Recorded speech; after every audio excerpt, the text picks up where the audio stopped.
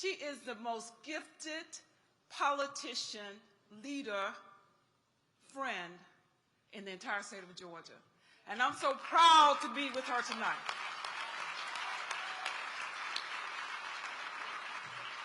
Stacey is a kind of person who stands in love.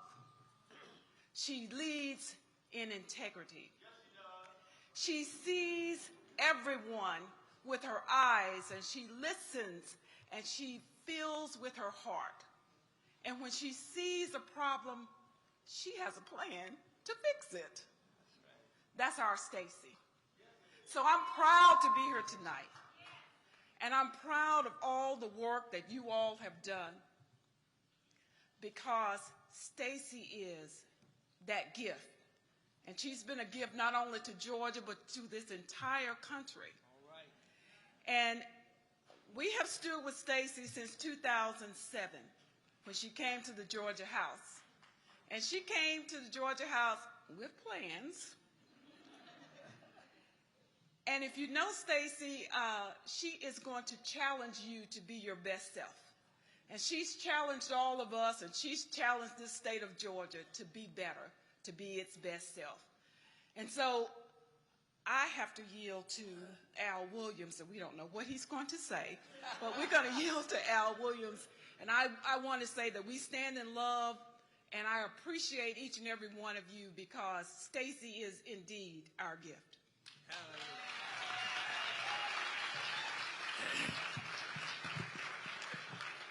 First, let me say, to God be the glory. 2007, I met a young lady that was unbelievable. 2011, I was blessed with being just one seat away from her in the State House, as long as she was our leader. And you know, I stand here tonight just so full of joy. My joy comes from the fact that in April of 1965, I marched across the Edmund Pettus Bridge with John Lewis just to see that black folk got a chance to vote.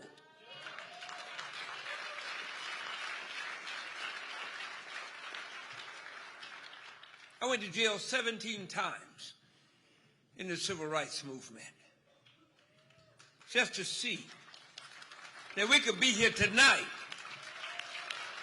to celebrate probably the greatest political mind this state has ever produced, and that's Stacey Abrams.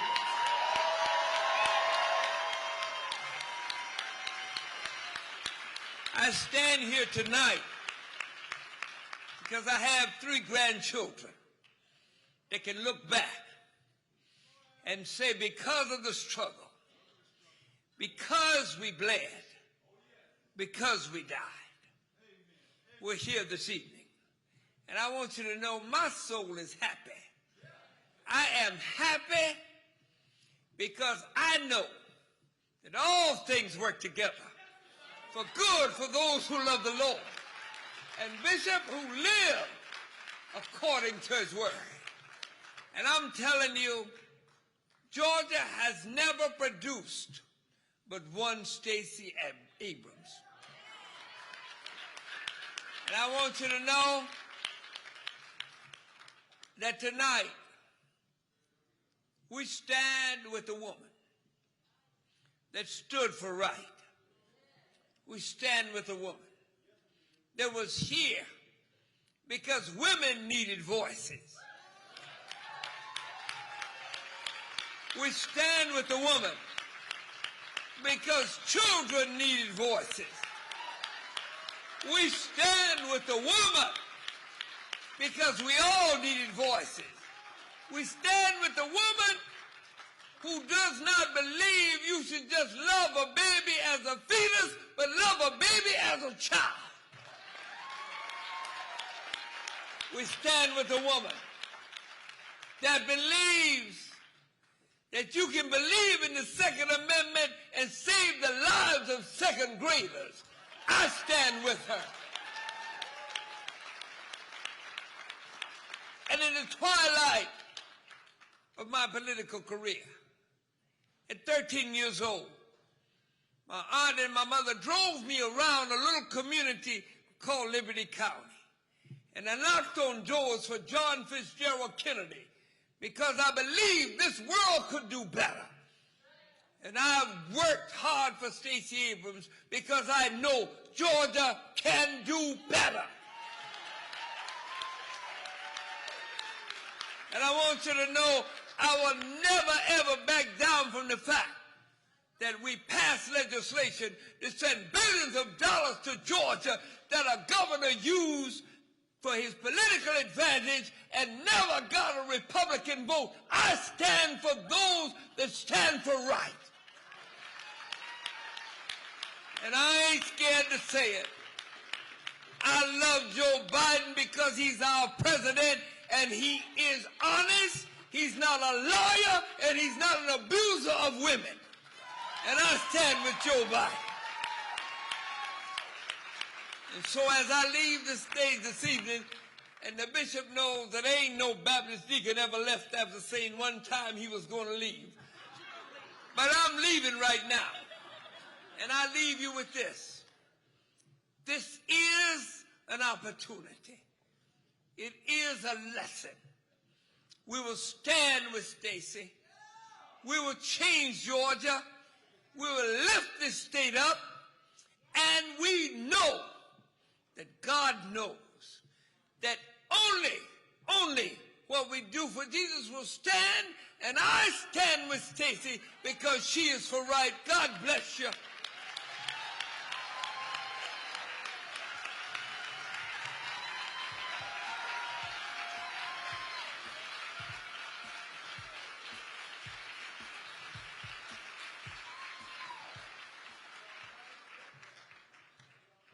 Well, good evening, Georgia Democrats and enlightened Republicans. Somebody say amen. I'm going to follow the theme of church. This is the day that the Lord has made. Let us rejoice and be glad in it. It is a privilege to be here. My name is Lisa Borders, and I'm Stacey's friend. You all are family. You wouldn't be here if you weren't.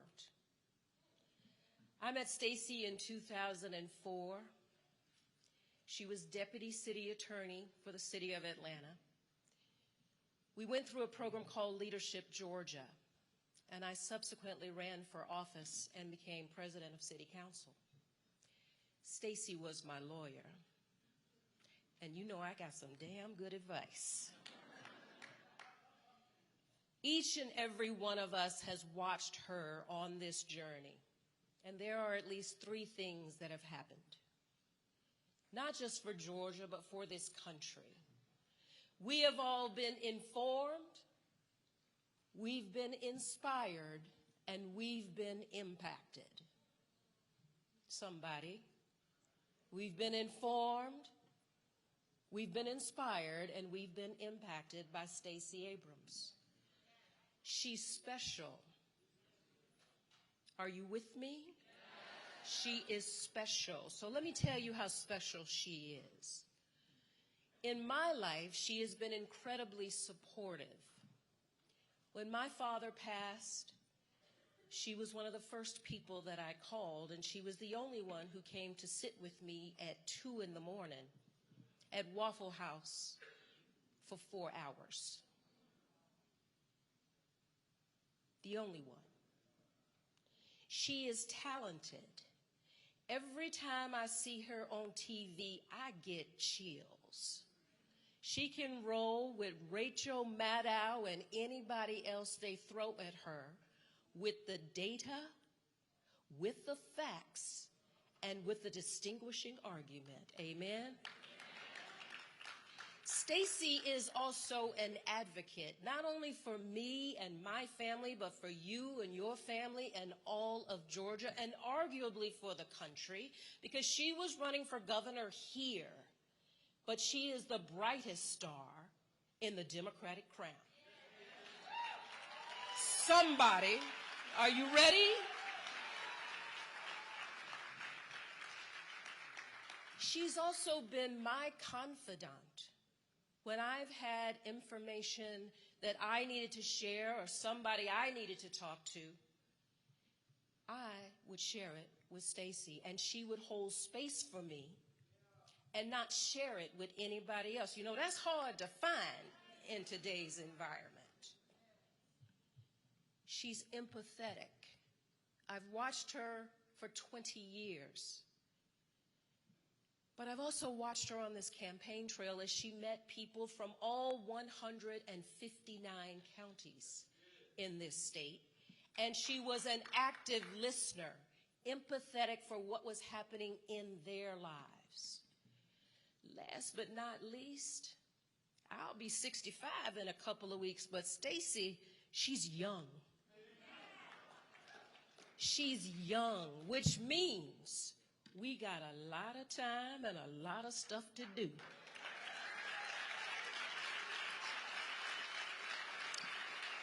And let me leave you with this. There can never be a rainbow without a storm. We are in the eye of the storm, and Stacey is the rudder. She is helping to guide us. She ain't going anywhere. She's going to be right here with the family. Supportive, talented, an advocate, a confidant, empathetic, and young. What does that spell? Stacey. Are you with me? Stacey, y'all get on your feet and welcome my sister from another mister. The one and only. The one. In the shadows. A public servant like no other. Baby, kiss me. Stacey Yvonne Abrams.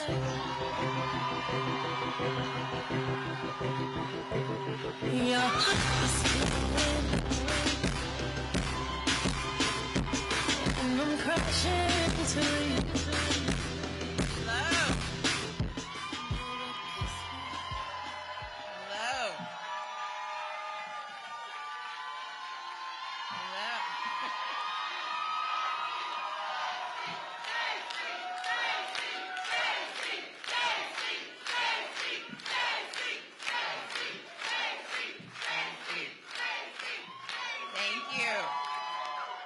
Thank you.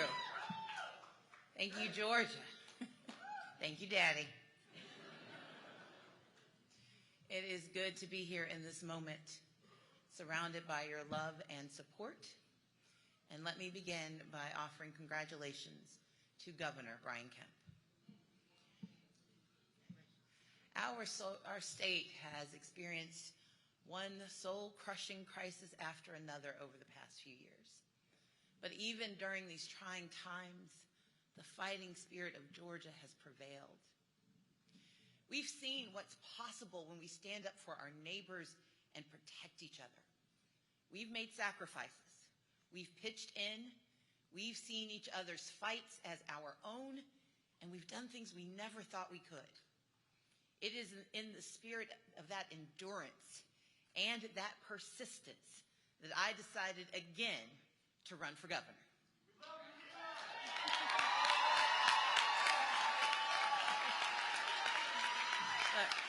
Look, I got into this race for one reason and one reason only, to fight. And not just any fight, a fight to save Georgia. A fight on behalf of our children and generations to come. A fight on behalf of our people, whether they know it or not. A fight for basic human rights that we should take for granted, but we have to struggle to hold on to. And a fight for the values that we hold dear and we may never sacrifice. I got into this for a fight for what we know to be true deep down in our bones, that the state of Georgia, the people of Georgia, deserve more. Over the last year, in big cities, in small towns, in living rooms, in classrooms across the state, I have met thousands of people face to face. It feels like 2.3 million. And here's what I know for sure. We come from different backgrounds, different religions, speak different languages. We have different dreams, and we feel passionate about different issues in very different ways. But despite our differences, despite what people will tell us separates us, for the most part, we want the same things. We want to live in a Georgia that works for everyone. A Georgia where every person has a voice in our democracy and doesn't have to show up early to make it so. Because voting is a fundamental right, not a privilege for the wealthy few. A Georgia where we can all breathe clean air and drink clean water because we decided to use our power to fix our climate and save our planet, not drill down to take titanium out and spoil what we have in the state of Georgia. A Georgia where hope lives in the heart of every child, but it sits there, rests there along with opportunity because we invested in quality public education, a pathway to a life full of dignity, and no shooters in their schools. A Georgia where every person can not only afford to see a doctor, but there's a hospital if they need one. They can get their prescriptions filled because drug companies and insurance companies aren't able to block it, and because we've expanded Medicaid because 500,000 Georgians deserve access to health care in this state. That is why we fight. I am talking about the Georgia of our greatest imagination. And here's what gives me hope. Over the last year across this great state, countless Georgians were ready to come off the sidelines and fight for that Georgia. Standing behind me is one of the most extraordinary women I have ever known.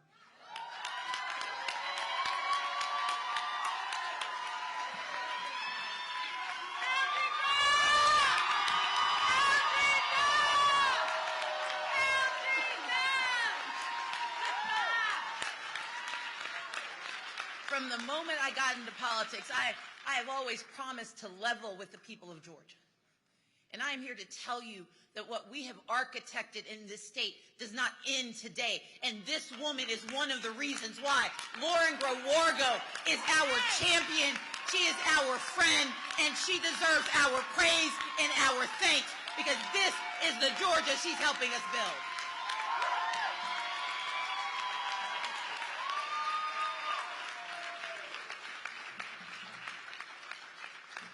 I'm here because my friend Allegra Lawrence Hardy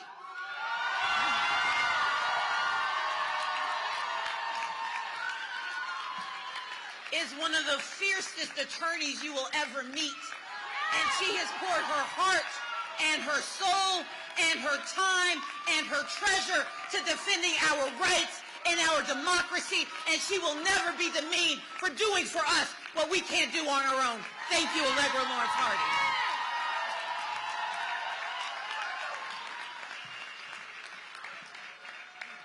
I see in this crowd women and men who have been a part of this journey since I put my name on a ballot in 2006. And while I may not have crossed the finish line, that does not mean we will ever stop running for a better Georgia. We will never stop running for the truth that we know to be true, for the people we know need to see us, for the ones who don't know they deserve to stand, let alone run. And tonight, we must be honest, even though my fight, our fight for the governor's mansion may have come up short, I'm pretty tall.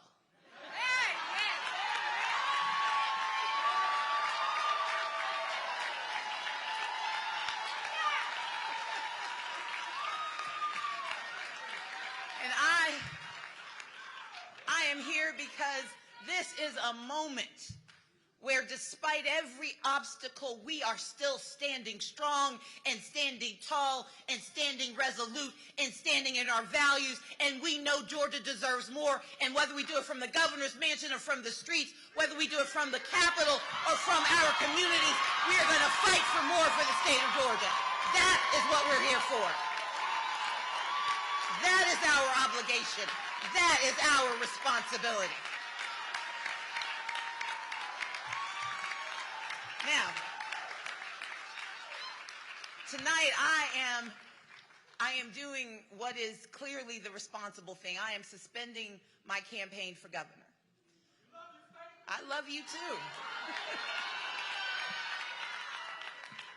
I may no longer be seeking the office of governor, but I will never stop doing everything in my power to ensure that the people of Georgia have a voice. You see, when I decided to run for governor, there were a lot of decisions I needed to make. But the first choice I made was to put the people at the heart of my campaign. That is why I am proud that over the last year, we have shaken the hands and hugged thousands of people, and y'all know how I feel about hugs. We are a campaign that not only hired canvassers, we hired outreach directors because we knew we couldn't ask for your vote when you were trying to find a death certificate for your family members. That we couldn't ask for your help when you couldn't pay your rent. And so we started a campaign that paid a living wage to every person we employed and that modeled the behavior we want for Georgia.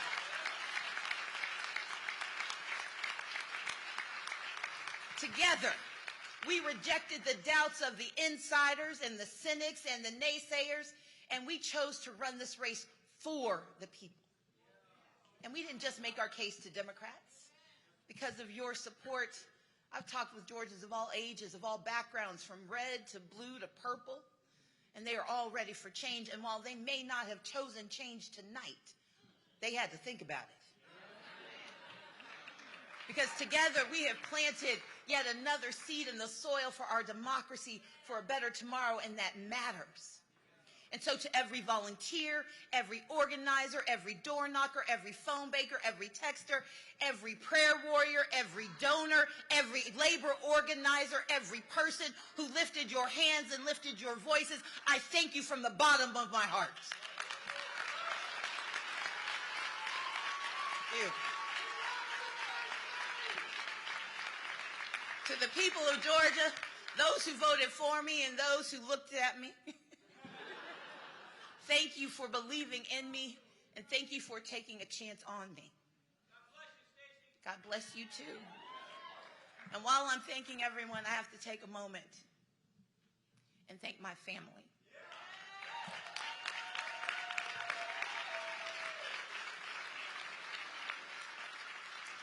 My mother and my father, Robert and Carolyn Abrams.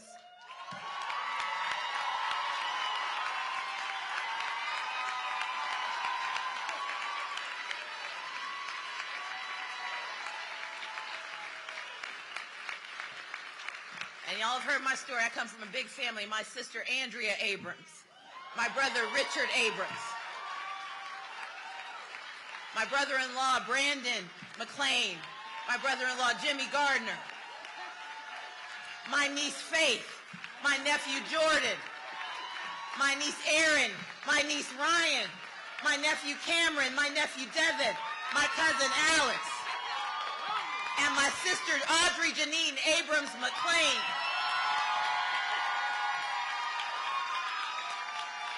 I have another sister, Leslie Abrams, but she's not allowed to be out here because she's a judge. You all ground me. You sustain me. In times of triumph, you support me, and you bolster me in times of difficulty. I am reminded in the tradition of my friends Carolyn Hughley and Al Williams and Lisa Borders, and because I come by it honestly because my parents are Reverend and Reverend Abrams, I am too reminded of what Scripture tells us. 2 Corinthians 4:8 says this: we are troubled on every side, yet not distressed. We are perplexed, but not in despair. Persecuted, but not forsaken. Cast down, but not destroyed. I know the results aren't what we hope for tonight, and I understand that you are hurting and you are disappointed. I am too. We may not have made it to the finish line, but we ran that race, and we know this path. And we know that running is what matters, that standing is what matters, that defending is what matters.